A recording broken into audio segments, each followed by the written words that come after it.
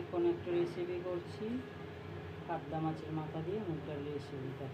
মাথাটা ভেজে নিয়েছিলাম, এর মধ্যে তেল গরম হয়ে গেছে, গোটা জিরে দিয়ে দিলাম, হয়ে গেছে একটা তেজপাতা দিয়ে দেবো,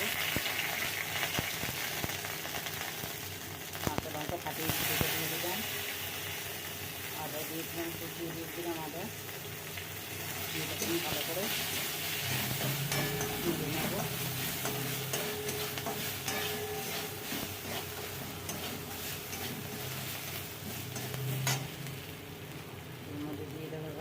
মুগ ডাল সেদ্ধ করে রেখে সেটা দিয়ে দিলাম। মুগ ডালটা ভিজিয়ে নিয়েছিলাম, এবার হলুদ দিয়েছি পরিমাণ মতন, মুগ ডালটাকে ভেজে নেব।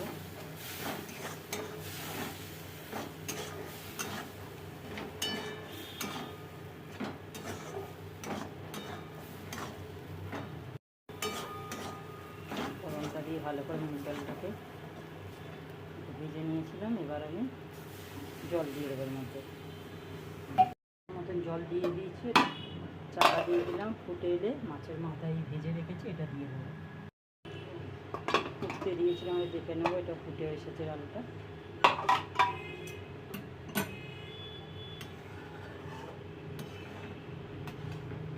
ফুটে এসেছে, এবার আমি মাথা রেখেছি আগে থাকতে কাতলা মাছের মাথা, সেটা দিয়ে দেবো।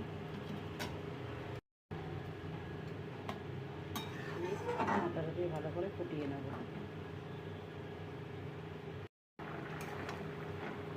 ফুটে গেছে, ডালটা কমপ্লিট হয়ে গেছে, কাতলা মাছের মাথা দিয়ে মুগ ডাল রেসিপি।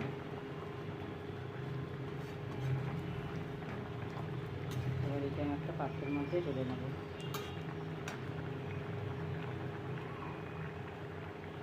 ঢেলে নিয়েছি পাত্রের মধ্যে, এটা কমপ্লিট হয়ে গেছে ডালটা।